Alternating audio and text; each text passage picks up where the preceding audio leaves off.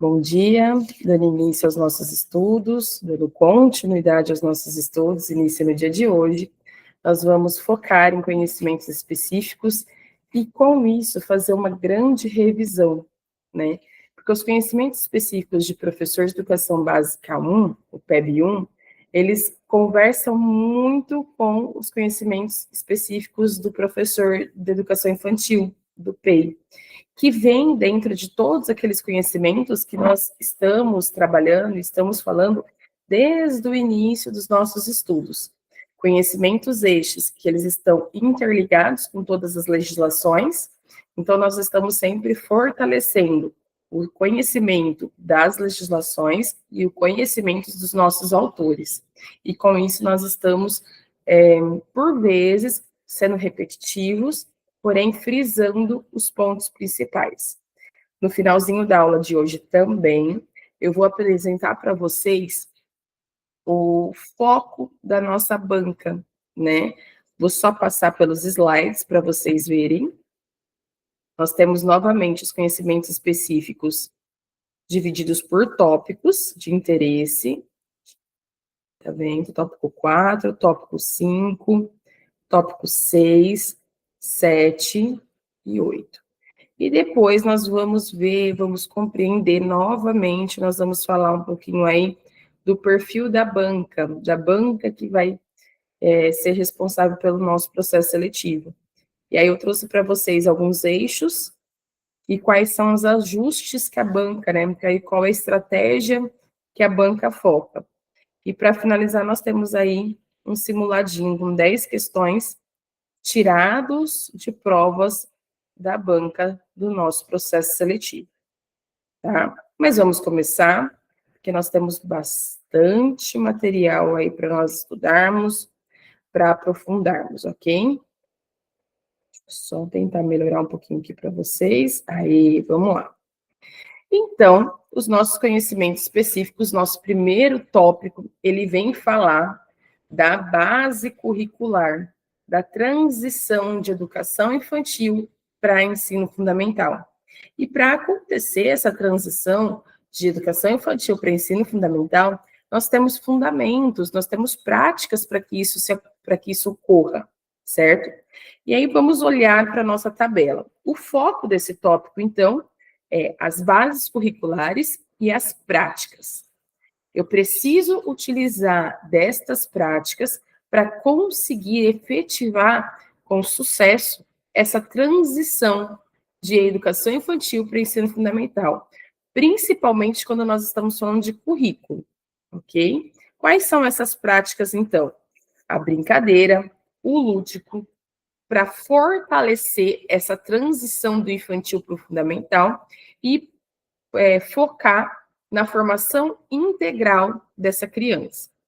Para isso, nós temos bases em legislação, que é a BNCC, que traz os direitos de aprendizagem, de desenvolvimento, e a LDB, que traz todos os direitos de educação infantil e de ensino fundamental.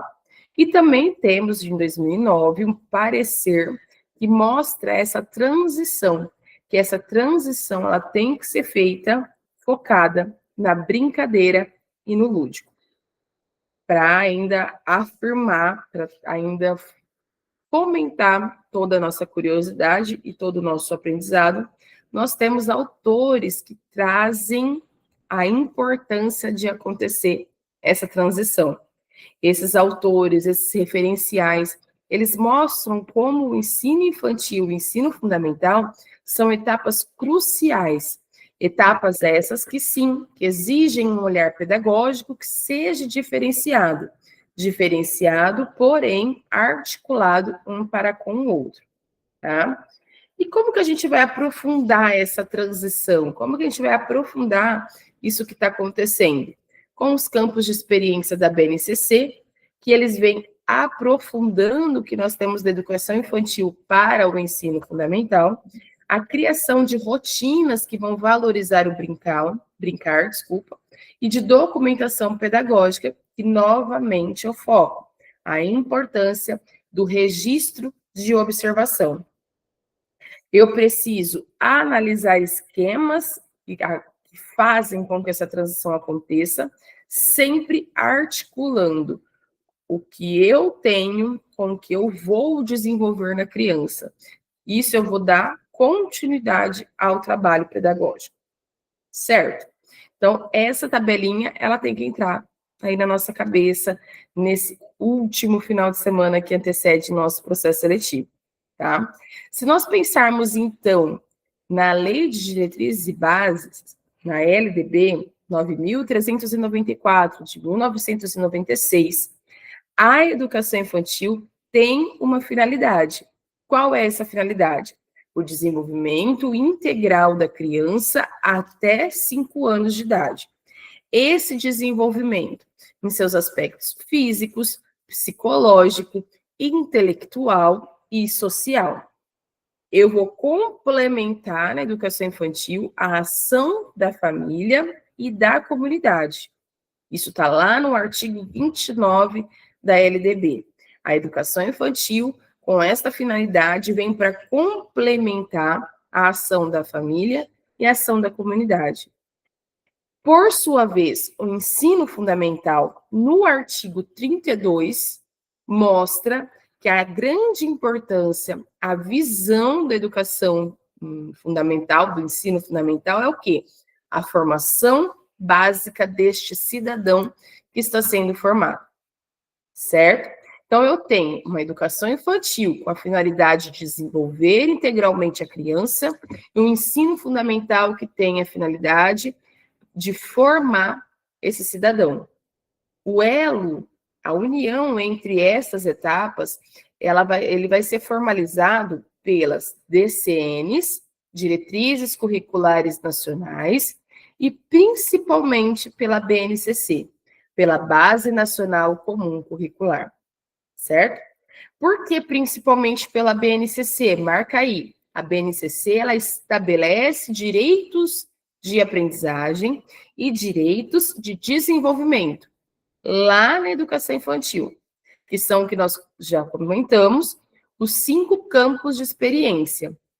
Esses 5 campos de experiência, eles vão estar conviver, brincar, participar, explorar, expressar-se, conhecer-se.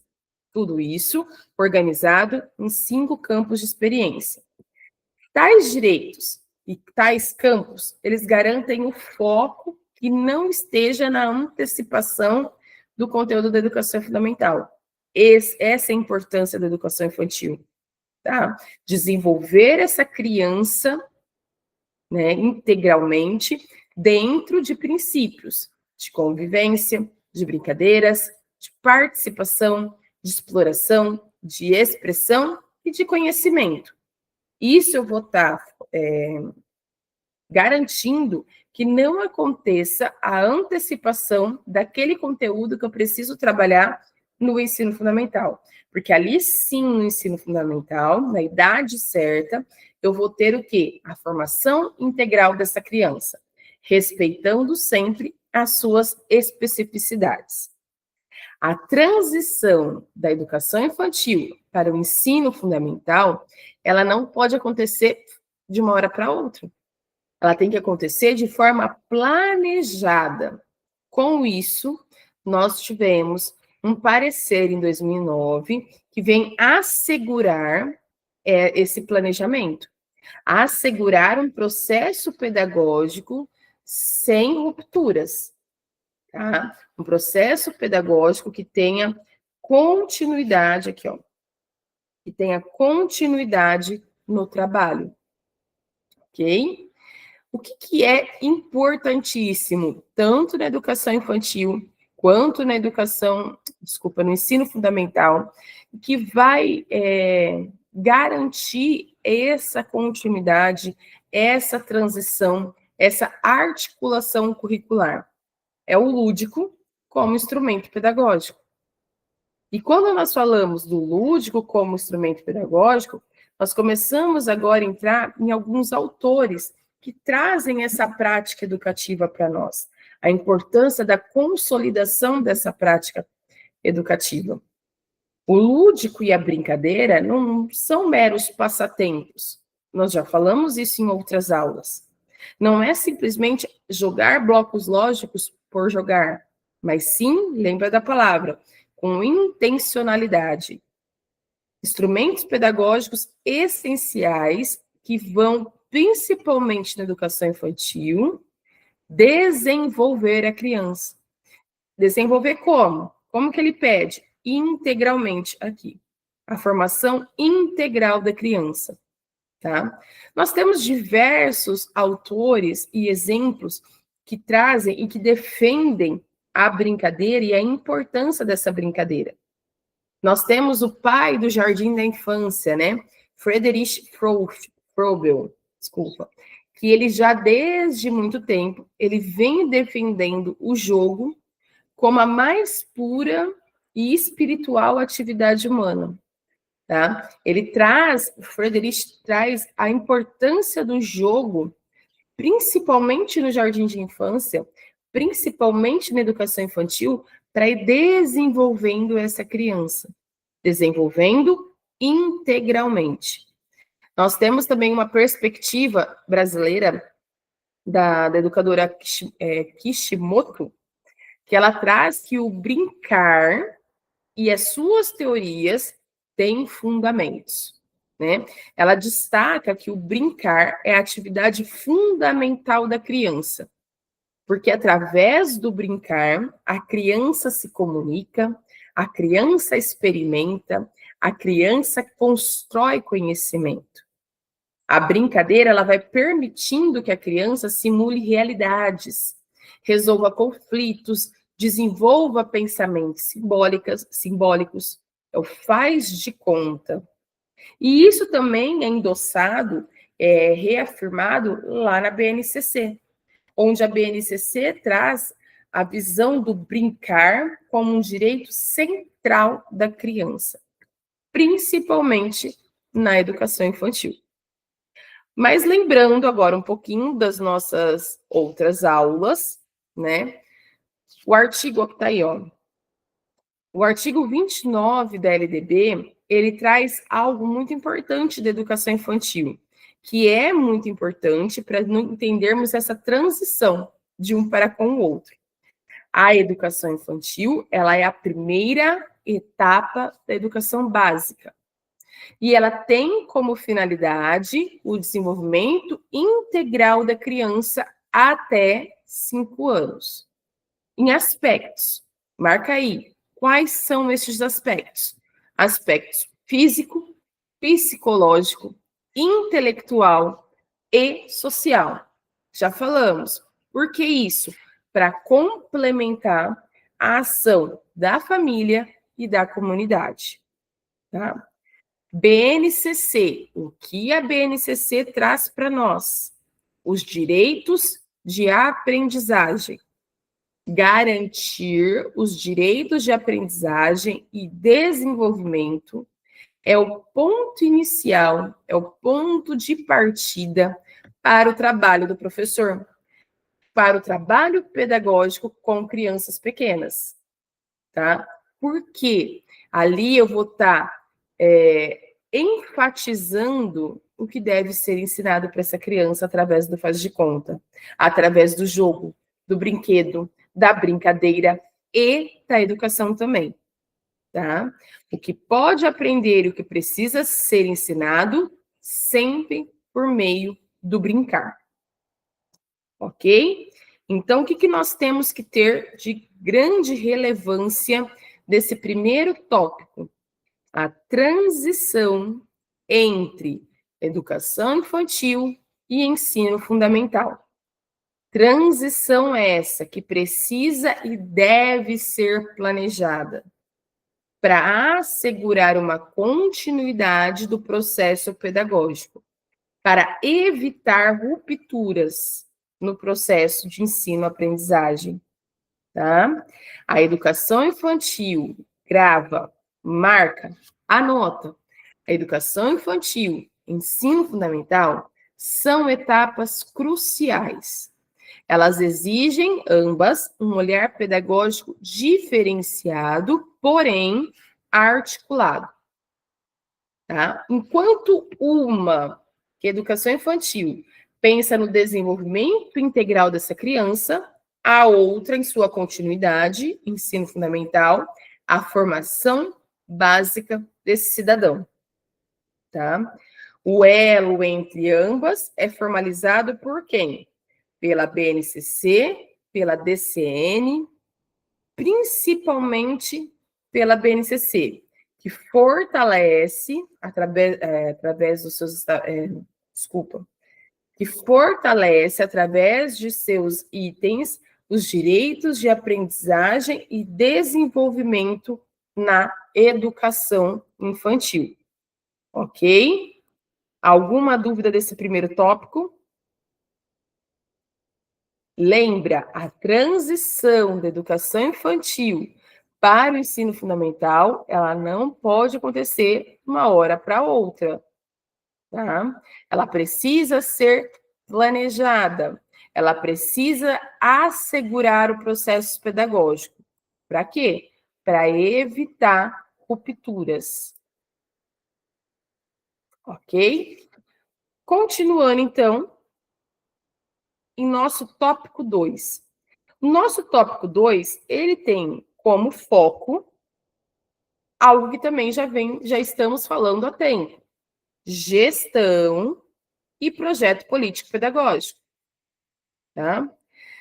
O que nós temos de princípio constitucional de gestão democrática e o que nós temos de princípio constitucional de projeto político-pedagógico? Então, vamos compreender.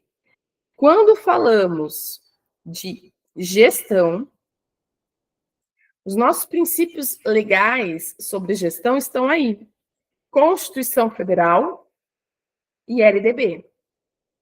E, logicamente, que as legislações estaduais e as legislações municipais particulares de cada estado, de cada município, também traz uma afirmação, né, sobre conselhos escolares, sobre gestão democrática, sobre aquilo que já a Constituição Federal já vem nos trazendo. Para sabermos, a Constituição Federal fala de gestão democrática? Sim, lá no artigo 206. LDB fala de gestão democrática? Sim, lá nos artigos 14 e 15. Tá? Nós já vamos falar um pouquinho melhor sobre eles. Quando falamos de gestão democrática, quais são os autores que trazem isso para nosso conhecimento, para alicerçar aquilo que a Constituição já traz? Libânio, Luc, Gadotti. São 3 grandes exemplos de gestão democrática, que falam, que trazem mais sobre essa organização, sobre essa liderança, sobre essa prática pedagógica. Tá? O que eu tenho que saber sobre gestão democrática? As etapas, as estruturas, os modelos que eu tenho internamente, o papel de cada um dentro do ambiente escolar.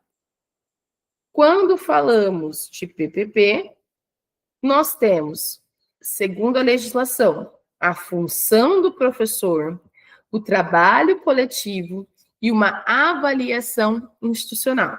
Isto está dentro do projeto político-pedagógico.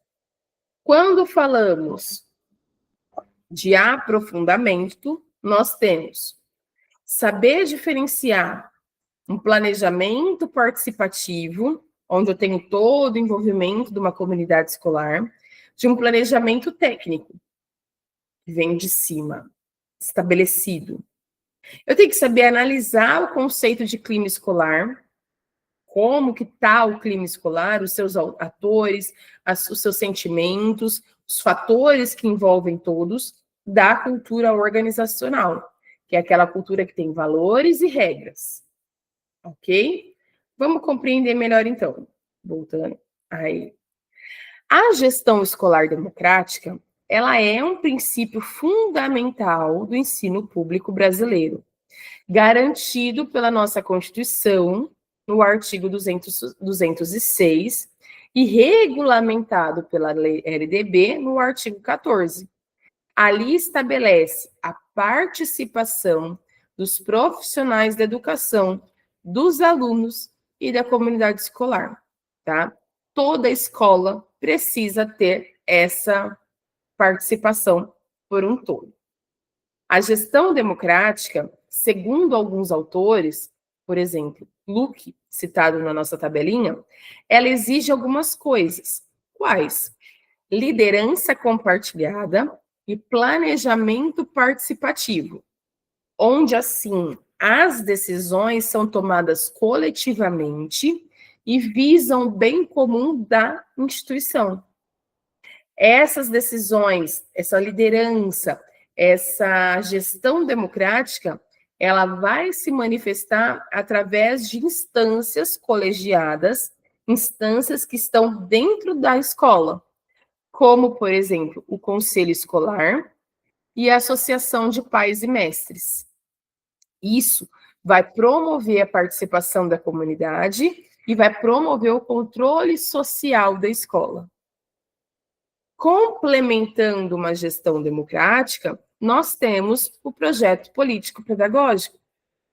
Ele é um documento norteador da escola que vai fazer o quê? Materializar a gestão democrática. A minha escola possui uma gestão democrática? A minha escola trabalha com esses conselhos escolares, com instâncias colegiadas, uma instituição onde todo mundo está participando? Isso vai ser materializado lá no projeto político-pedagógico. Eu consigo enxergar isso no projeto político-pedagógico. Na realidade, o PPP é mais que um conjunto de plano de ensino. Ele vem para marcar referencialmente a identidade, os valores e também o compromisso social que essa escola está assumindo. Aí nós temos o exemplo do autor Líbano e Veiga, que no seu livro eles definem o projeto político-pedagógico como um plano global. É um plano global da escola, da instituição, sendo político por estar vinculado a um compromisso de transformação social. Então, é projeto político porque está vinculado com a sociedade. Pedagógico, por definir ações de ensino e de aprendizagem. E o professor aqui, nós, temos uma função essencial, ou seja, pôr em prática os objetivos e as metas que nós encontramos ali dentro do projeto. Tá? Para que o projeto se concretize, o professor, no seu dia a dia, faz o trabalho de formiguinha. O projeto político-pedagógico, anota, deve necessariamente envolver. O que ele deve envolver? Um diagnóstico, missão e valores, ações e uma avaliação. 4 pontos para definirmos, para gravarmos, para decorarmos, para não sair mais. Diagnóstico. O projeto político-pedagógico precisa analisar a realidade da comunidade escolar. Ao fazer essa análise, eu tenho o diagnóstico da minha escola.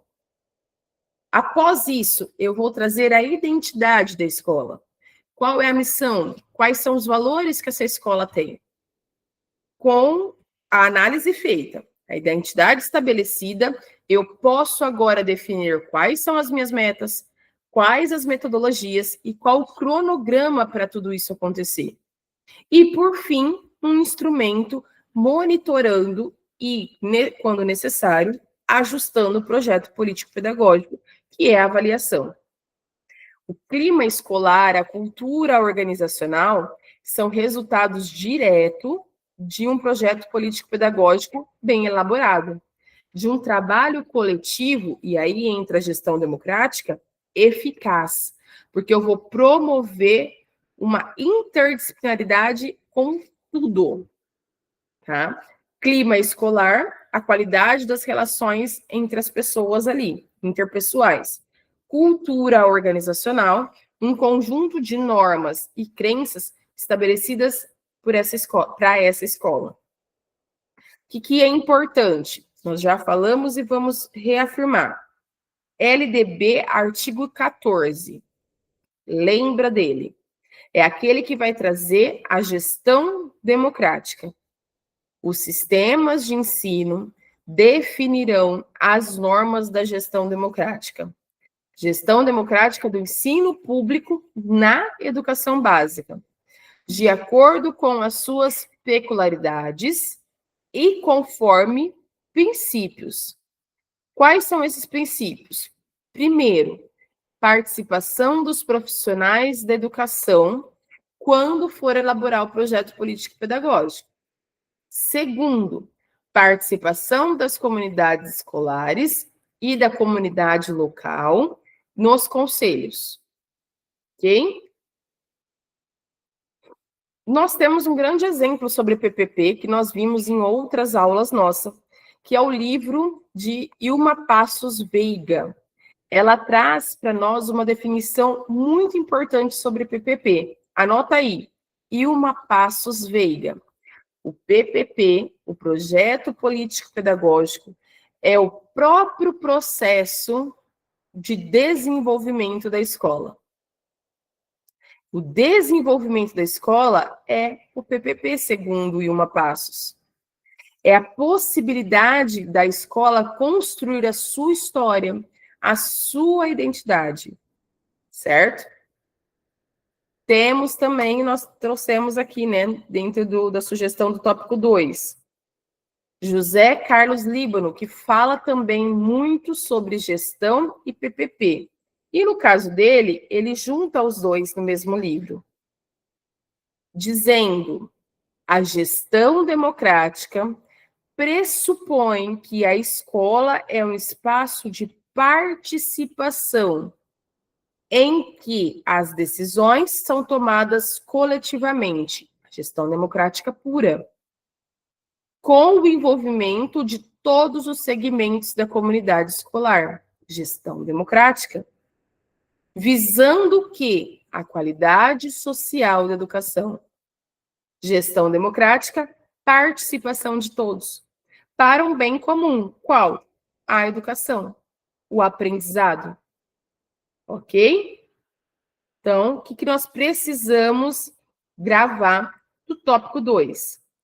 Gestão e PPP, garantidos pela Constituição Federal e pela LDB, traz a importância da função do professor, do trabalho coletivo, da avaliação institucional. Eu preciso aqui diferenciar planejamento participativo, onde envolve toda a comunidade, do planejamento técnico. Preciso analisar o conceito de clima escolar com cultura organizacional. Cultura organizacional é da organização dessa cultura, dessa escola, regras e valores. Clima escolar são os fatores socioemocionais, como está o clima entre os meus funcionários, entre todos aqueles que constroem o dia a dia da escola. Projeto político-pedagógico, diagnóstico, missão e valores, ações e avaliação. Ok? Gestão escolar, projeto político-pedagógico são princípios fundamentais do ensino público brasileiro. Lembrando, garantidos pela Constituição Federal e pela Lei de Diretrizes e Bases. Tópico 3 do nosso edital. O que nós temos aí no tópico 3? Uma educação inclusiva e diversidade. É aquela escola para todos. Nós temos o foco da inclusão e o foco da diversidade. Nós temos legislações que nos asseguram, são documentos chaves para esse assunto, e nós temos os aprofundamentos. Vamos entender, então? A perspectiva da educação inclusiva. A educação inclusiva, ela representa um paradigma que visa transformar os sistemas educacionais. Por que transformar? para que todos sejam capazes de atender todos os estudantes, independente de suas condições ou suas diferenças. Para isso, nós temos um marco legal muito importante no nosso país. Está aqui. O Estatuto da Pessoa com Deficiência, a Lei 13.146 de 2015, que reforça o direito à educação inclusiva e veda a recusa de matrícula ou cobrança de valores adicionais em razão da deficiência. Tá? Isso é um marco importantíssimo. Eu preciso, com a educação inclusiva, assegurar que todos são capazes de atender todos os estudantes, independente das suas condições ou as suas diferenças. Para isso, em 2015, nós tivemos o Estatuto da Pessoa com Deficiência, que vem para reforçar o direito à educação inclusiva. Por que reforçar? Porque nós já tínhamos esse direito garantido lá no artigo 58 a 60 da LDB. O ALDB, nos artigos 58 a 60, já trazia, já estabelecia a educação especial na perspectiva da inclusão, preferencialmente na rede regular de ensino, e para garantir um suporte necessário, é entrado em cena o atendimento educacional especializado, o AEE. Então, para reforçar esse direito, em 2015 vem o Estatuto da Pessoa com Deficiência, tá? Tem aí para vocês. O que é o atendimento educacional especializado? Esse aqui do lado, né? Aqui, ó. Vamos lá. O que é o atendimento educacional especializado? É um serviço de educação especial, um serviço da educação especial. Ele já vem sendo apresentado desde a LDB e ele vem sendo regulamentado. A sua regulamentação aconteceu em 2009, com uma resolução que tem a função, que traz, né, a função do AEE, que é a função de identificar, de elaborar, de organizar recursos pedagógicos e recursos de acessibilidade. Assim, ele protege e assim ele garante a eliminação de barreiras, tá? E quando eu tenho a participação, a aprendizagem do aluno com deficiência, eu estou eliminando barreiras.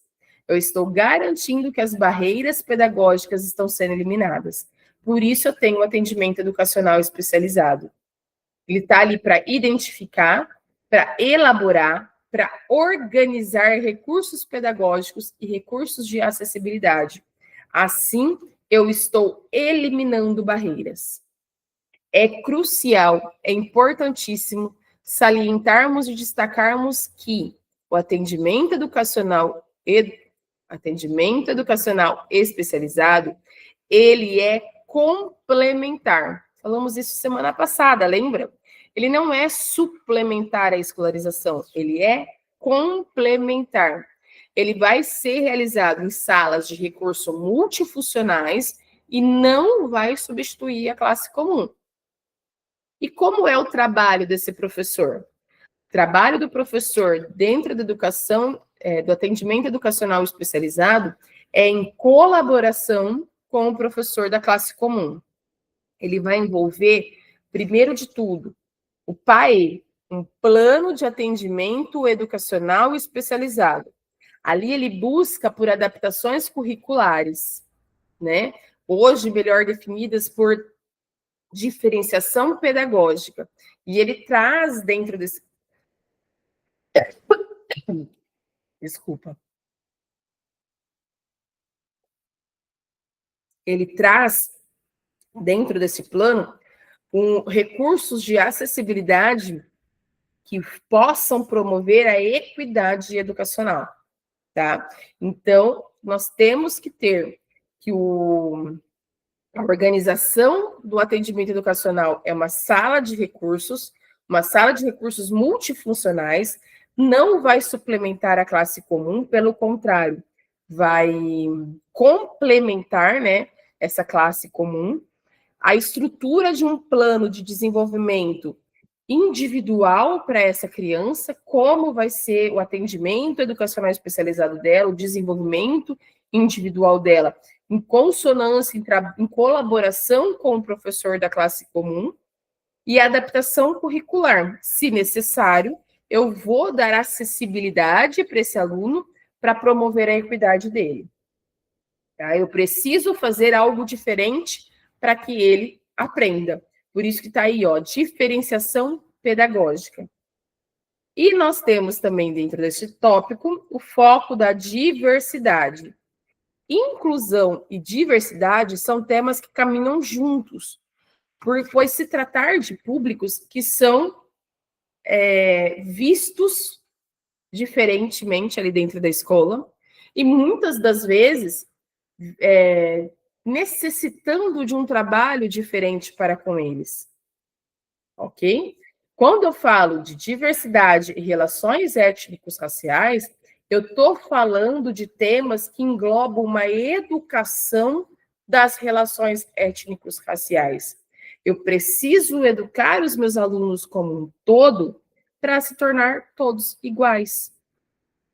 Quando eu olho para o meu aluno que necessita de inclusão, eu olho para o meu aluno buscando meios dentro da escola para incluí-lo, para dar acessibilidade para ele, né?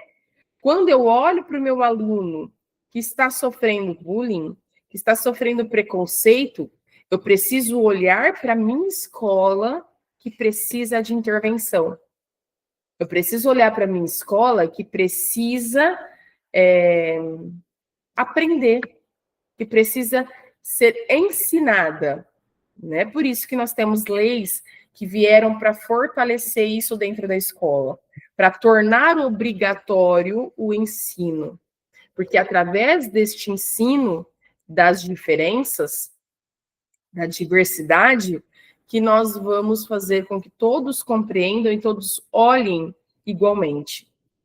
O tema da diversidade, ele engloba, como eu já falei, a educação das relações étnicos-raciais, tornando obrigatória a história e cultura afro-brasileira e a história e cultura indígena, as leis que estão aí. A lei de 2003, história e cultura afro-brasileira, sim, dentro do currículo, e a lei de 2008, história e cultura indígena, dentro do currículo. Com isso, eu consigo promover o respeito e eu consigo desconstruir preconceitos, porque eu vou valorizar matrizes culturais da nossa sociedade, da sociedade brasileira. Ok? Isso são estratégias fundamentais que vão fortalecer o espaço escolar, espaço de socialização.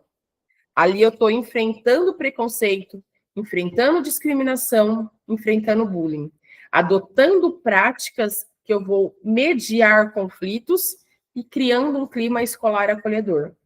Promover o respeito, desconstruir preconceitos. É isso que a educação da diversidade busca. Então, se nós pensarmos nesse tópico com legislações, né?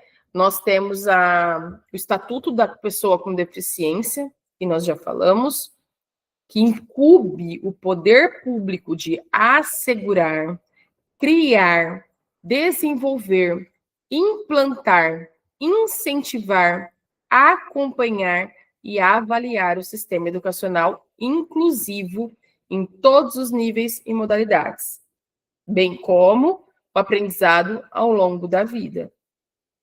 Como legislação, nós temos também o AEE, com a função complementar na formação dos estudantes por meio da disponibilização de serviços, de recursos, de acessibilidade, de estratégias que irão eliminar barreiras, tá?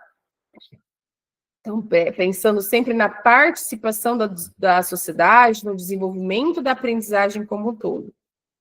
Quando eu penso em legislação, eu tenho uma lei que torna obrigatório o ensino de história e cultura afro-brasileira e o ensino de história e cultura indígena dentro da escola.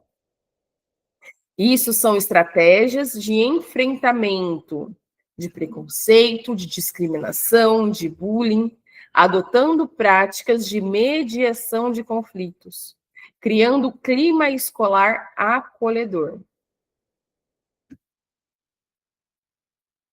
Vou citar aqui para os nossos estudos Miguel Arroyo, que ele traz um livro, né, que fala sobre o EJA, Educação de Jovens e Adultos, e com isso ele trabalha a diversidade.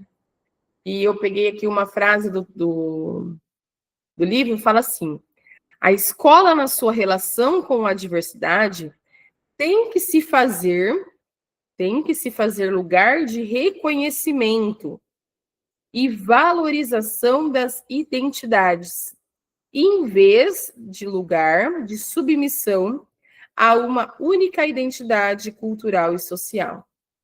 Olha que legal esse pensamento que permeia toda a obra de Miguel Arroyo. É uma obra que fala sobre diversidade, que fala sobre inclusão. Vou repetir. A escola, na sua relação com a diversidade, tem que se fazer lugar de reconhecimento e valorização das identidades, em vez de lugar de submissão a uma única identidade cultural e social. É trazer para dentro da escola aquilo que realmente é importante. Estarmos todos juntos, iguais, em busca de um único bem comum. Educação, aprendizagem, estarmos socialmente envolvidos. Independente do que você é, do que você tem, todos termos condições para alcançar esse aprendizado. Tópico 4. Como que a pessoa se desenvolve? Como que a criança desenvolve? Como que o adolescente se desenvolve, né? O tópico 4 traz para nós a psicologia da educação e desenvolvimento humano, os pilares da aprendizagem. Então, o tópico 4 traz para nós o desenvolvimento humano. Aqui nós não temos nada de legislação específica, mas nós temos teorias de desenvolvimento. As 3 grandes teorias do desenvolvimento. Falamos também na semana anterior. Estamos falando desde o início dos nossos estudos.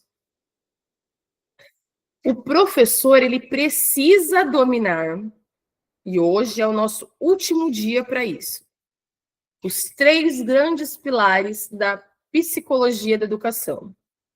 Quem são eles? Piaget, Vygotsky e Vallon. Suas teorias não são apenas históricas, elas fornecem a base para a mediação pedagógica e a compreensão de como a criança constrói conhecimento, interage socialmente e lida com as emoções. Precisamos ter o conhecimento e dominarmos este conhecimento. O que fala Piaget, o que fala Vygotsky, o que fala Vallon. Aí eu trouxe para vocês Piaget, teoria do desenvolvimento cognitivo. É aquela que traz os estágios do desenvolvimento. Vygotsky, teoria sociohistórica. Aquele que traz o ZDP, a zona de desenvolvimento proximal. Vallon é a teoria da emoção da afetividade, que traz estágios e funções. Piaget, vamos começar por ele, epistemologia genética. Ele dedicou-se a entender como o indivíduo constrói o conhecimento. E o foco de Piaget é na interação entre o sujeito e o objeto. E com isso, o desenvolvimento ocorre em etapas sequenciais e imutáveis. Ou seja, essas etapas precisam respeitar a sequência e não pula sequência. Tá? Elas são sequenciáveis e imutáveis. Uma não substitui a outra. Quais são essas etapas? Sensório motor, pré-operacional, operacional concreto e operacional formal. A aprendizagem para esse autor é resultado do processo de assimilação e acomodação. A criança assimila o conhecimento, a criança acomoda o conhecimento. Isso leva ao equilíbrio. Assimila, acomoda. Assimila, acomoda. O que eu preciso ter como foco? Respeitar o estágio de desenvolvimento da criança. Criança no estágio operacional concreto precisa ter, por exemplo, materiais manipuláveis para entender conceitos abstratos. Então, lembra, Jean Piaget, estágio de desenvolvimento. É a teoria do desenvolvimento cognitivo. Esses estágios de desenvolvimento são etapas sequenciais e imutáveis. Eu preciso respeitar o estágio de desenvolvimento que a criança se encontra. Quais são os estágios? Sensório-motor, pré-operacional, operacional concreto, operacional formal. Vamos fazer igual fizemos na outra aula. Ligarmos idade a estágios. Estágio sensório-motor é do nascimento até aproximadamente 2 anos de idade. O que acontece nesse estágio, professora? Os bebês, eles constroem conhecimento sobre o mundo através de sensações e de ações físicas, tá? Movimentos motores. Sensório, sensação. Motor, movimentos. Do nascimento, né, de 0 até aproximadamente 2 anos. Estágio pré-operacional. Aproximadamente de 2 a 7 anos. Ali, a criança começa a usar símbolos, usar palavras, usar imagens para representar o mundo. O seu raciocínio ainda é dominado pela percepção do que ela está vendo, imediatamente. E não é algo lógico, não é algo pensado. Estágio operacional concreto. Aproximadamente de 7 a 11 anos. Ali as crianças desenvolvem o raciocínio lógico, tem dificuldade em conhecimentos abstratos, mas ela consegue ter conhecimentos concretos ali. E o estágio operacional formal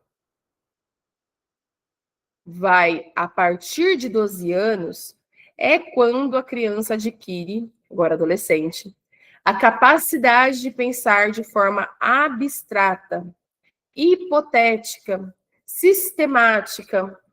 Vai utilizar nesse momento aquela lógica dedutiva.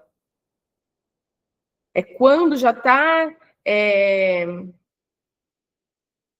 tendo capacidade de lidar com ideias, de conceitos, compreendendo um olhar, compreendendo gestos. Ok? Então, precisamos lembrar. Jean Piaget, ele vai se dedicar a entender o indivíduo, que constrói o conhecimento, focando na interação. Como que esse indivíduo interage, ele com o objeto. 4 etapas sequenciais e imutáveis. Sensório motor, pré-operacional, operacional concreto e operacional formal. Fim. Não vamos mais voltar em Jean Piaget. Ninguém mais esquece. Vygotsky, com sua teoria sócio-histórica, traz para nós o contrário de Piaget. Ele enfatiza o fator biológico individual. Na realidade, cá entre nós, não é um contra o outro, mas sim um complementando o outro. Porque se nós que estamos em sala de aula, sabemos que a criança se desenvolve com tudo isso. E Vygotsky traz para nós a interação social e cultural como os elementos centrais do desenvolvimento, certo? Onde o conhecimento é construído socialmente e mediado pela linguagem, por outros instrumentos culturais. O conceito-chave de Vygotsky é a Zona de Desenvolvimento Proximal, ZDP. É a distância entre o que a criança consegue fazer sozinha com o que ela consegue fazer com a ajuda de um adulto ou de um colega. É o nível de desenvolvimento real com o nível de desenvolvimento potencial. E o professor é o mediador. É aquele que está atuando como o andaime, né? Ele está atuando como andaime quando necessário. O que a criança já sabe, com aquilo onde ela pode chegar. O nível de desenvolvimento real da criança com o nível de desenvolvimento que ela tem potencial para alcançar. Esse é o pensamento de Levi Vygotsky. Que como chama a teoria dele? Teoria sócio-histórica. Teoria sócio-histórica. Ele enfatiza o fator de interação social e cultural. Ele defende que o desenvolvimento cognitivo e a aprendizagem são construídos através da interação social em um contexto histórico-cultural. O conhecimento, ele não é apenas internalizado, ele é moldado. Conforme a criança vai interagindo com outras pessoas, com os familiares, com os colegas, utilizando instrumentos culturais, sociais, principalmente a linguagem, aí essa criança está desenvolvendo. Essa criança está criando interação social para alcançar o desenvolvimento cognitivo. Ok? Fechamos? Não vamos mais voltar em Vygotsky. Henri Vallon, psicogenética da afetividade. Ele traz a teoria da emoção e da afetividade. Ele integra campos afetivo, cognitivo e motor no desenvolvimento da criança, sendo a emoção, a afetividade, o primeiro e mais poderoso meio de interação da criança com o mundo. Para ele, o desenvolvimento ele é descontínuo. Ele acontece quando tiver que acontecer. Ele é marcado por alternâncias entre estágios de predomínio afetivo e estágios de predomínio cognitivo. A relação entre afeto, aprendizagem, socialização vai ser indissociável. Vai sempre acontecer. Certo? A psicogenética da afetividade de Vallon, ela vai focar na integração de fatores orgânicos e sociais no desenvolvimento humano, considerando a afetividade como o primeiro estágio da interação do ser com o meio. Vallon, ele via o ser humano como uma pessoa completa, em que a afetividade, a cognição, o movimento vai se desenvolver de forma interligada e não separada. Tá? Quais são os conceitos chaves para fecharmos Henri Vallon? Pessoa é completa, a afetividade é a base, a afetividade e cognição são fundamentais para alcançar os estágios de desenvolvimento. E Vallon, assim como Piaget, tem estágios de desenvolvimento. Impulsivo emocional, onde a criança vai reagir com impulsos, com emoções. Sensório motor, onde a criança vai se desenvolver através do movimento, na hora que ela está explorando o ambiente. Estágio personalista, onde a criança desenvolve a sua individualidade, a sua autonomia. Estágio categorial, onde o foco se torna o pensamento e a construção do conhecimento. O estágio da puberdade da adolescência, onde desenvolve aqui o pensamento abstrato, a projeção do futuro. Tá? Eu vou utilizar aqui, deixa eu pegar aqui para vocês, 3 citações desses 3 autores e vamos fechar então eles. Levi-Vygotsky, quando ele fala sobre ZDP, Zona de Desenvolvimento Proximal, e a mediação. A única boa aprendizagem é aquela que se adianta ao desenvolvimento. Olha o que ele fala quando ele traz para nós a zona de desenvolvimento proximal. Lembra, a zona de desenvolvimento proximal, que a criança, onde a criança está, onde a criança pode chegar por mediação. A única boa aprendizagem é aquela que se adianta ao desenvolvimento. Aqui, o conceito de zona de desenvolvimento proximal pressupõe que a intervenção pedagógica ela deve puxar o desenvolvimento do aluno. Não apenas guiar o aluno, mas puxar o desenvolvimento do aluno. Fantástico isso. Principalmente quando a gente trabalha com crianças com altas habilidades de superdotação. Que talvez seja uma das mais difíceis áreas de trabalho, porque a criança precisa incansavelmente ser puxada, né? Eu não preciso igualar ela às demais, eu preciso puxar ela. E isso dificulta muito o trabalho do professor. Quando o Henri Vallon traz afetividade, né? Vamos usar uma frase dele aqui, ó. A emoção é a forma principal de um indivíduo interagir com o meio, sendo o ponto de partida do desenvolvimento. Ele está aqui enfatizando a importância da dimensão afetiva na construção do ser. Vamos repetir? A emoção é a forma principal de um indivíduo interagir com o meio, sendo o ponto de partida do desenvolvimento. Então, ele só vai se desenvolver se ele tiver emoção. Se não for emocionante, ele não vai desenvolver. E Jean Piaget, quando nos traz conhecimento, ele vai falar para nós.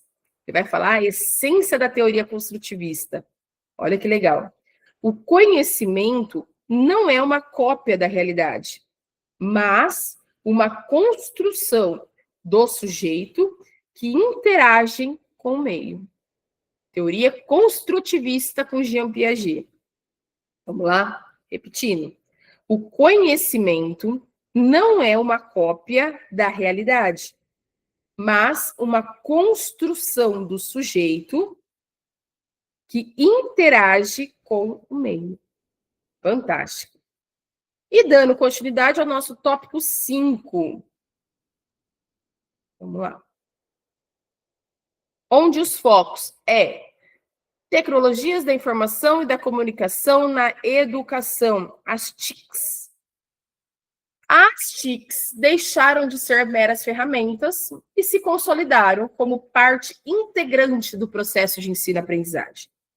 A Base Nacional Comum Curricular, na sua competência número 5, estabelece a necessidade de compreender, de utilizar e criar tecnologias digitais de forma crítica, significativa, reflexiva e ética. O uso pedagógico das tecnologias envolve mais do que simples utilização de hardware ou software. Ela demanda alfabetização digital e desenvolvimento de competências digitais. Isso aqui vai incluir a capacidade do professor de selecionar, adaptar e criar recursos que irão potencializar a aprendizagem, certo? Aqui, ó, onde nós acabamos de falar, BNCC, competência número 5, cultura digital. Nós temos ali como exemplo a integração de TICs, que vão impulsionar a adoção de metodologias ativas e de modelos de educação híbrida, que combinam o ensino presencial com atividades online. O autor José Moran, ele defende que as metodologias ativas colocam o aluno no centro do processo, estimulando a autonomia e a colaboração. Modelos híbridos, como rotação por estações, laboratório rotacional, vão permitir que o professor personalize o ensino, otimizando o tempo e o foco da instrução. Os ambientes virtuais de aprendizagem, os recursos educacionais abertos, os vídeos, e-books, simuladores, isso que nós estamos fazendo hoje na nossa aula, são cruciais para a expansão do acesso ao conhecimento e para flexibilizar o currículo também. O que estamos fazendo é uma TIC, né? E para que tudo isso aconteça, para que tudo isso ocorra corretamente, é fundamental termos a LGPD, Lei Geral de Proteção de Dados, que impõe responsabilidades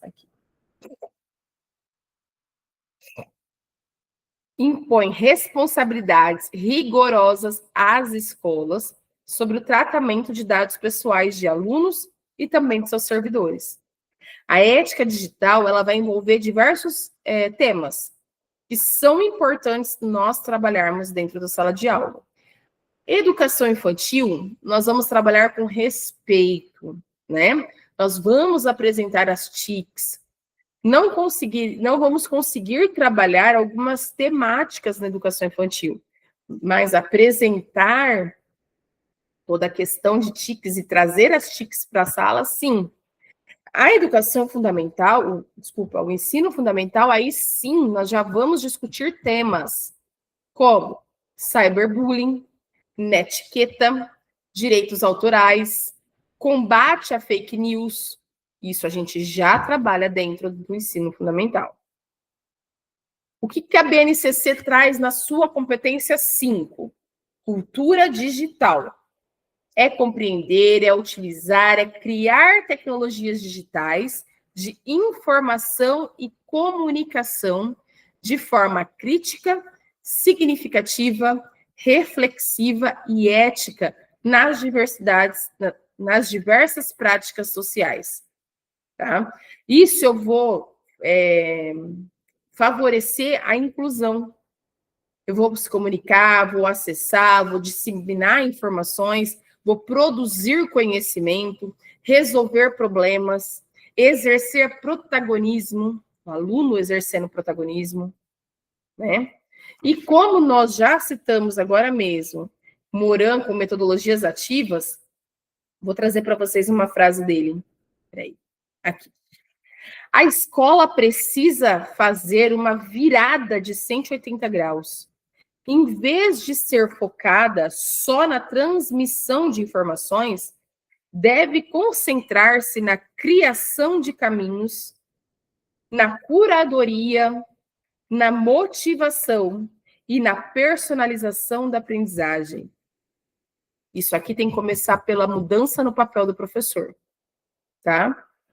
O que esse autor fala de tão importante que vamos levar hoje? A mudança do papel do professor.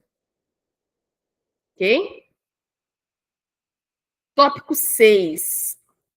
Nós vamos trazer, no tópico 6, a inserção dos temas contemporâneos na BNCC. A transversalidade, ética, cidadania, direitos humanos, direito ambiental, saúde, sexualidade. O currículo escolar ele não pode estar alheio às questões urgentes da sociedade. Os temas contemporâneos e transversais, embora já presentes lá desde os PCNs, eles são reforçados na BNCC como áreas que devem permear o trabalho pedagógico, relacionando as competências e habilidades com a vida real. Isso é muito importante. Aqui. Esses temas, ética, cidadania, direitos humanos, educação ambiental, saúde, sexualidade, cultura digital, garantem a relevância social da educação e a formação do meu aluno integralmente. Trazer esses temas através da interdisciplinaridade. Aqui, ó. Através da interdisciplinaridade, através da transversalidade. A característica central destes temas é a transversalidade. Ou seja, eles não se configuram como uma disciplina isolada, mas como eixos temáticos que vão atravessar todas as áreas do conhecimento. Ah, vamos trabalhar ética? Podemos trabalhar ética em língua portuguesa, podemos trabalhar ética em matemática, em ciências, em história, em geografia, em língua inglesa. Precisamos atravessar todas as áreas do conhecimento. A transversalidade, ela exige interdisciplinaridade, que é a articulação entre os componentes curriculares para que o aluno perceba a conexão dos saberes com todas as áreas de conhecimento. Ah, vamos trabalhar, então, ambiente, né? Educação ambiental. Ali nós vamos trabalhar em ciências, nós vamos trabalhar em geografia, nós vamos trabalhar em língua portuguesa, nós vamos trabalhar em matemática com gráficos. Nós estamos passando o tema transversal por todos os componentes curriculares. Os temas formam o alicerce para uma educação próspera, para o desenvolvimento de uma cidadania ativa, transformando o aluno para ele atuar como agente de transformação social.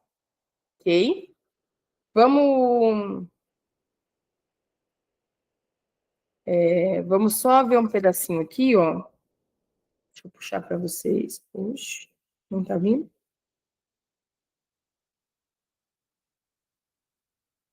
Vamos gravar, então, vocês podem... Oh, meu Deus. Vocês podem puxar aí uma setinha.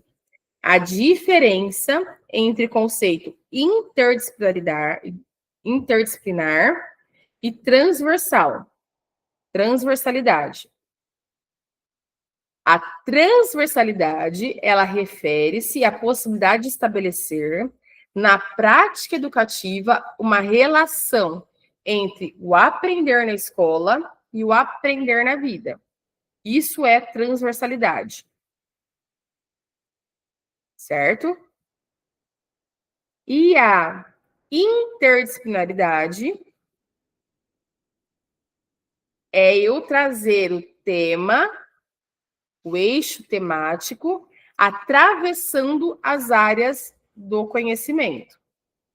Eu trazer o eixo temático, eu trazer o tema, atravessando as áreas do conhecimento. Tá? Então, é isso aí. Tópico 7, planejamento e avaliação. Vocês já estão cansadas de me ouvir falar sobre isso. Planejamento a gente encontra na LDB no artigo 13, que é uma incumbência dos professores. A avaliação no artigo 24, que são os nossos critérios para avaliar os nossos alunos. Nós temos como grande autor Vasconcelos, que traz o planejamento de forma maravilhosa, e Jussara Hoffmann, que traz a avaliação mediadora, Lucchesi, que traz a avaliação da aprendizagem escolar.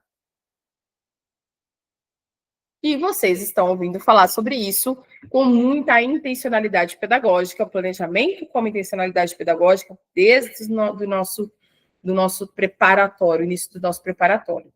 O planejamento escolar é uma ferramenta primordial do professor. Você não consegue entrar dentro de uma sala de aula se você não se planejou. Aliás, corrigindo-me, você até consegue entrar, mas dificilmente vai ter aquele controle, aquele sucesso de aula, né? O planejamento é primordial. Ele está garantido como incumbência do professor no artigo 13 da LDB. Ele confere a intencionalidade pedagógica ao processo, transformando um ato espontâneo em uma ação refletida e organizada. Okay? O planejamento deve ser um ciclo contínuo, já falamos aqui, puxa aí. Ação, reflexão, ação. Eu faço a minha ação, deu certo ou não deu? Eu vou refletir. Aí eu vejo onde não deu certo, onde não deu, aprimoro e faço ação novamente. Ele ocorre em diferentes níveis. O planejamento ocorre de maneira institucional, toda a escola, projeto político-pedagógico, de maneira curricular, os conteúdos, os objetivos anuais, e de maneira de nível de ensino, que é por unidade e por aula, tá? Como nós já citamos aí, Celso Vasconcelos, ele define o planejamento como a busca por caminhos para concretizar a ação de forma a superar uma mera rotina. Vou só entrar lá para dar aula, para ficar lá com os alunos, eu vou superar aula por aula, tá? Para saber, para ter certeza que o meu planejamento está tendo sucesso, eu tenho o quê? Uma avaliação. E essa minha avaliação, ela deve ser contínua e formativa. Avaliação como processo contínuo e avaliativo. A avaliação na perspectiva da aprendizagem não pode ser reduzida à simples atribuição de notas. A Lei de Diretrizes e Bases estabelece a prevalência dos aspectos qualitativos sobre os quantitativos e a recuperação preferencial. Aí nós trazemos Jussara Hoffmann, que defende a avaliação mediadora ou avaliação formativa, um processo contínuo de acompanhamento do aluno. Ela não visa julgar o produto final, mas sim diagnosticar o percurso da aprendizagem para realizar intervenções pedagógicas oportunas. Os instrumentos de avaliação devem ser variados, desde observação, portfólios, rúbricas, autoavaliação, para assim capturar a complexidade do aprendizado. A avaliação institucional, que mede, por exemplo, a qualidade da escola como um todo, ela completa o ciclo relacionando a qualidade da educação aos resultados da aprendizagem. Tá? Então, isso nós já estamos falando também há tempos. Nós estamos agora aqui só reafirmando, né? Relembrando, contextualizando novamente. Vou puxar aqui para vocês uma frase de Jussara Hoffmann. Peraí. Aí. Avaliar é refletir o caminho percorrido, é acompanhar o aluno em seu processo de construção do conhecimento e não apenas classificá-lo. O erro é visto como uma pista, não como fracasso. De novo para vocês. Jussara Hoffmann. Avaliar é refletir o caminho percorrido. É acompanhar o aluno em seu processo de construção do conhecimento, e não apenas classificá-lo. O erro é visto como pista, não como fracasso. Fantástico, né? Lembrando que a avaliação eu tenho que diferenciar, olha aqui, ó. Diagnóstica, formativa e somativa. Diagnóstica é aquela que me abre o diagnóstico para saber o que ele sabe e o que ele não sabe. Formativa é o que está sendo formado ao longo do período, ao longo do sistema de aprendizagem. E a somativa é aquela que soma tudo, né? Aí é quantitativa mesmo, para classificá-lo. Mas sempre com muito cuidado, ok? Finalizando nossos tópicos do edital, tópico 8, alfabetização e letramento. Diferença, complementaridade e a psicogênese desse tema. Ok? A alfabetização, ele é um processo de aquisição do sistema de escrita alfabética, ou seja, de codificação e de codificação e de decodificação. Isso é alfabetização. Sistema de escrita alfabética. O letramento é a inserção do indivíduo nas práticas sociais de leitura e de escrita. Os dois processos são diferentes, mas complementares, e eles devem ocorrer simultaneamente no processo de ensino e aprendizagem, ok? O estudo da língua escrita, ele foi desenvolvido aqui, ó, por Emília Ferreiro e Ana Teberoski. Nós já trabalhamos isso também. Ele é fundamental. Essas autoras, não está indo para vocês, né? Agora acho que está aumentando. Essas autoras, elas demonstram que a criança não é uma tábula rasa, mas sim um sujeito ativo, que vai construindo hipóteses sobre a escrita. E ao construir essas hipóteses sobre a escrita, elas vão passando, permeando por níveis que culminam no sistema alfabético. Quais são esses níveis? Pré-silábico, silábico, silábico alfabético e alfabético. Os princípios metodológicos e as intervenções é que vão dar o sucesso garantido para alcançar a alfabetização. Os princípios metodológicos atuais, inclusive na BNCC, valorizam o trabalho com o texto e com a função social da escrita, que é o letramento, mas reconhecem a importância dos fonemas, da consciência fonológica e da apropriação do sistema alfabético, que é os grafemas. Então, hoje, a BNCC, que traz todo um ciclo de alfabetização, eles trazem a importância do letramento, da consciência fonológica e do sistema alfabético. O professor, por sua vez, ele deve saber diagnosticar em qual nível psicogenético a criança está para, sim, realizar a intervenção pedagógica adequada e eficaz. Tá? Eu acho que parou de... Parou, né, gente? Parou de espelhar o material. Vou voltar aqui para vocês. Só um minutinho. Deixa eu carregar aqui que a gente já volta. Então, o papel do professor é saber diagnosticar em qual nível que a criança está para conseguir fazer essa intervenção pedagógica. Essa é a grande importância ali. Vamos trazer, enquanto está carregando o material para espelhar para vocês, vamos trazer uma frase das autoras da Emília Ferreira e da Ana Teberoski. Só um minutinho, eu vou pôr aqui para entrar.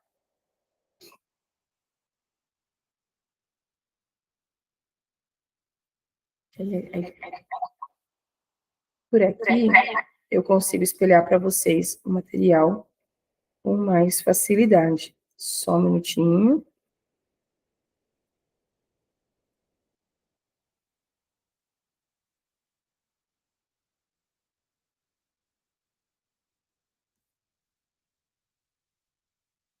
Enquanto está espelhando, a gente vai falando um pouquinho da Emília Ferreira e da Ana Teberoski, né? A escrita não é uma cópia da fala, mas uma representação da linguagem através de signos gráficos. A escrita não é uma cópia da fala, mas uma representação da linguagem através de signos gráficos. A criança, antes de aprender a ler, constrói sua própria teoria sobre o que é escrita. Muito interessante. A criança, antes de aprender a ler, ela constrói a sua própria teoria sobre a escrita. Pronto, agora está espelhando para vocês. Nós temos também uma outra autora, Magda Soares, que traz definições sobre o letramento. E é muito importante também nós termos a visão de Magda Soares. Ela traz que o letramento não é o resultado da alfabetização. Ele é um estado ou condição que adquire quem passa a exercer práticas sociais de leitura e escrita. Quem se apropria da escrita, não só como código, mas como cultura. Então, aqui, a Magda Soares traz a distinção bem clara do que é alfabetização e do que é letramento. Não basta eu apenas ler. Eu li lá, tópico 8. Eu preciso compreender, isso é o letramento. É eu ter esse conhecimento. Eu vou me apropriar da escrita e me apropriar dessa leitura através de uma compreensão. Ok?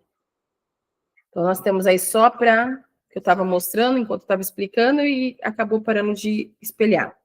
Níveis da psicogênese, que é o pré-silábico, o silábico alfabético, o alfabético, e como diagnosticar cada um.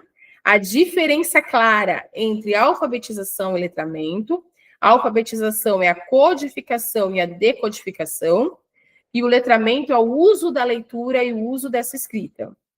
Nós temos hoje os métodos de alfabetização, fônico, silábico, global, e o papel do método fônico na política recente, dando intervenções pedagógicas baseadas no diagnóstico da escrita do aluno, tá? E agora sim nós vamos focar aí no que nossa banca espera de nós no próximo final de semana, tá? O eixo temático que muito cai: LDB, ECA e inclusão. Vamos lá? O que vocês têm que reforçar aí, então? Leitura e memorização da letra fria. Já falei isso para vocês várias vezes. Vamos memorizar a lei na íntegra. Quais são os artigos mais destacados aí? Artigo 14 da LDB, artigo 29 da LDB. Na hora que vocês forem ler, nós vamos destacar o verbo e o sujeito da obrigação, tá? Então, LDB, ECA e inclusão. BNCC, o currículo. O que nós vamos concentrar na BNCC? Campos de experiências. Se eu for prestar educação infantil, campos de experiência. E só da BNCC. Se eu for prestar educação infantil e ensino fundamental, aí eu vou ampliar. Campos de experiência, direitos de aprendizagem, competências gerais e a exata definição da transversalidade, que acabamos de ver. Psicologia da educação. Aqui vocês têm no material. Tabelas. O que Piaget fala, o que Vygotsky fala, o que Vallon fala. E assim eu vou evitar qualquer equívoco, tá? E a citação doutrinária que fornecemos, todo o nosso estudo, vão dando base para essas diferenciações.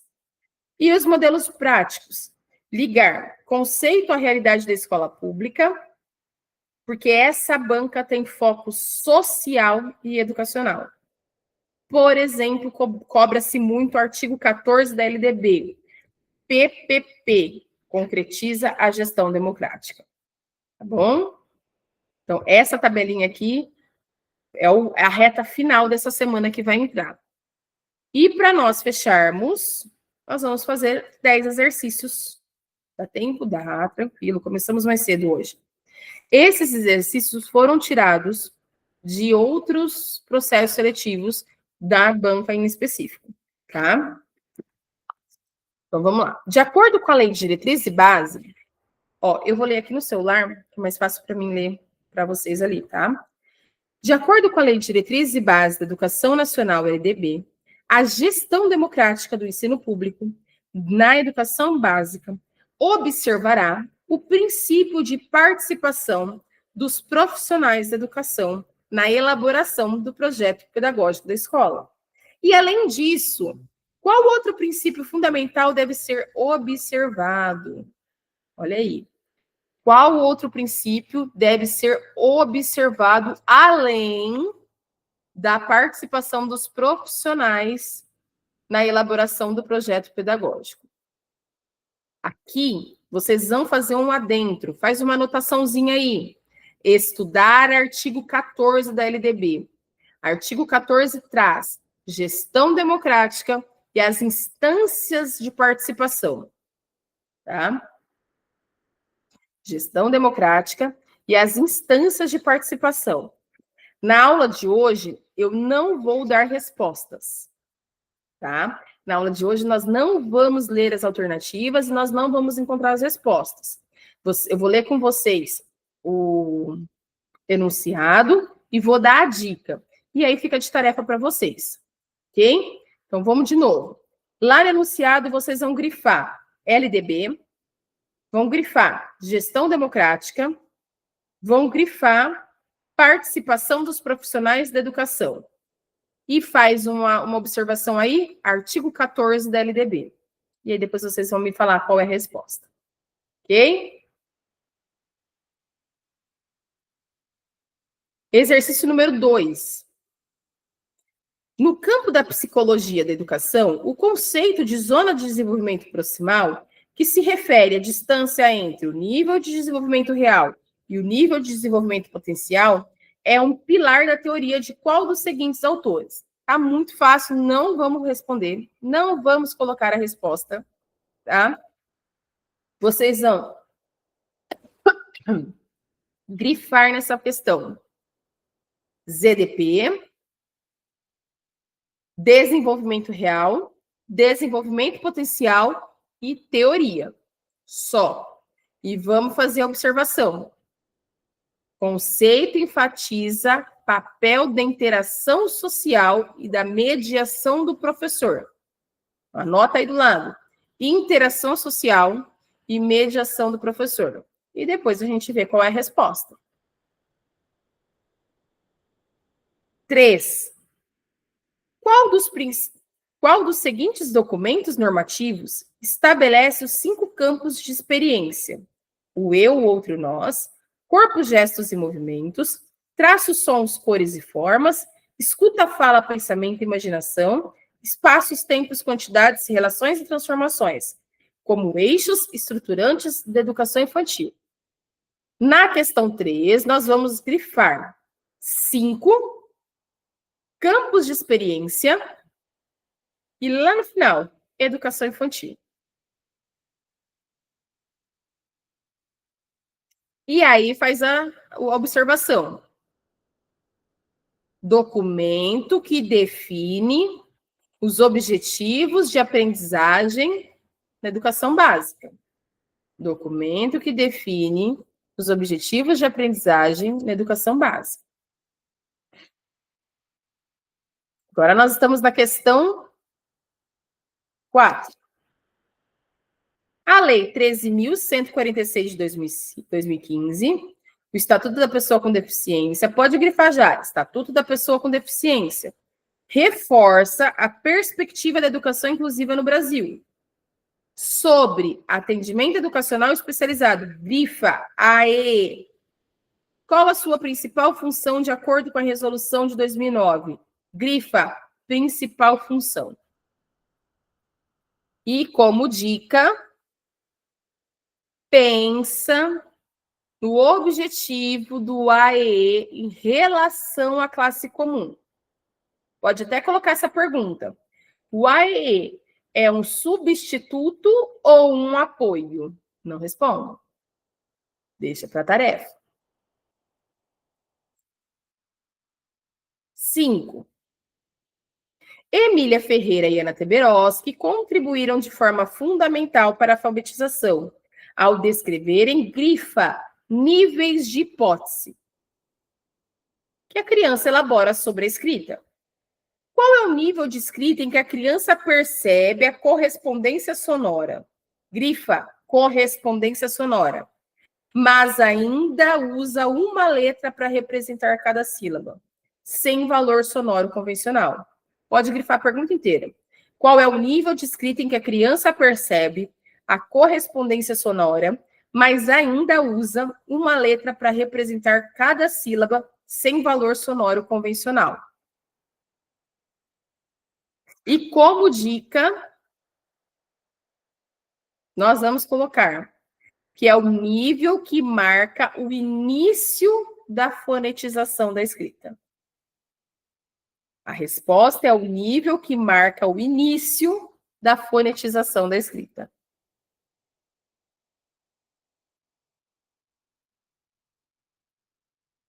Seis. O projeto político-pedagógico é um documento norteador da escola. Grifa. A função de um PPP ser político decorre do fato dele. A função de um PPP ser político decorre do fato dele. Qual é a dica de hoje? O termo político está ligado à intencionalidade da escola em relação ao que mesmo? A sociedade e a cidadania. Então, pode colocar como dica.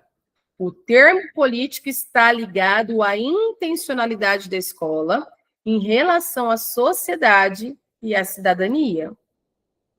Com essas dicas, vocês vão relembrar todas as aulas e vão chegar nas alternativas corretas.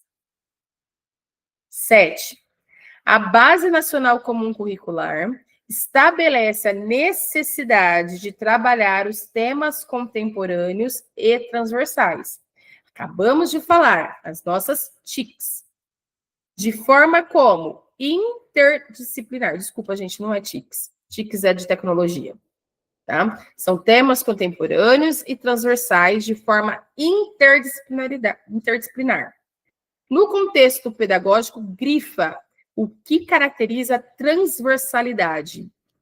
Na escola, o que caracteriza transversalidade? Coloca como dica. Ideia de atravessar, de perpassar o currículo. Coloca como dica. Ideia de atravessar, de perpassar o currículo.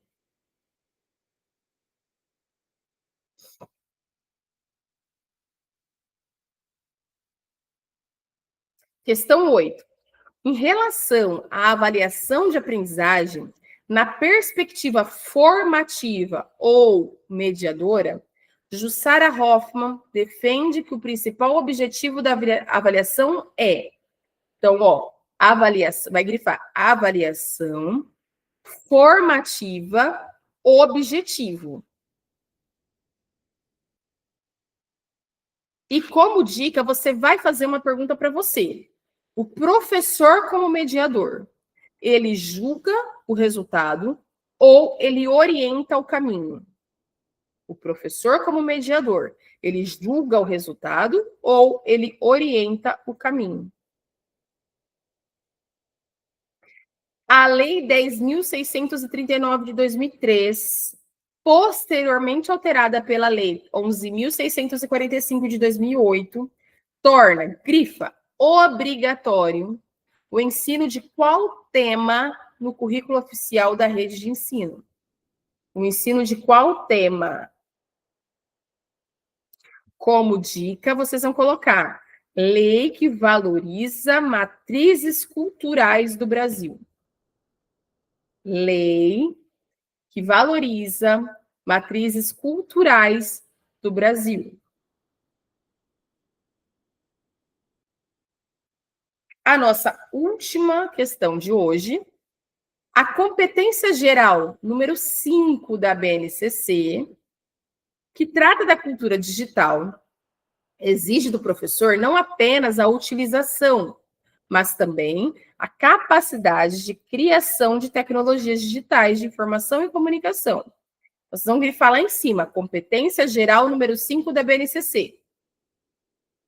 Pergunta: qual modelo pedagógico que combina atividades virtuais e presenciais é uma aplicação direta dessa competência? Aqui a dica é você lembrar da tecnologia misturando momentos presenciais e virtuais no ensino. A tecnologia misturando momentos presenciais e virtuais no ensino.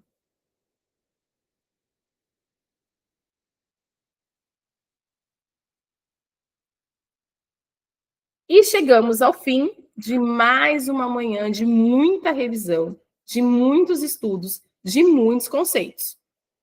Vamos pegar todos esses conceitos, vamos esmiuçá-los, vamos testar o nosso conhecimento, realizando as atividades, sempre focando nas dicas que foram dadas. Depois eu mando para vocês no grupo o gabarito, mas não vou mandar logo em seguida, não. Vou esperar vocês tentarem fazer sim. Tentam. Coloquem em prática tudo aquilo que vocês escutaram, tudo aquilo que vocês estudaram, e vocês prestaram bastante atenção. Foram vários finais de semana adquirindo muito conhecimento, e todo conhecimento dentro do ambiente educacional, dentro da educação como um todo, eles estão interligados. Então, eles são várias vezes repetidos. Eu venho falando muitas vezes para vocês dos conceitos várias e várias vezes. Parece assim, nossa, mas de novo falando isso, está repetindo de novo. Não, estamos revisando, estamos complementando, estamos salientando aquilo que é o mais importante dentro da área educacional. Bons estudos para vocês, continuem focados, está acabando, e o sucesso está garantido. Um bom final de semana. Professora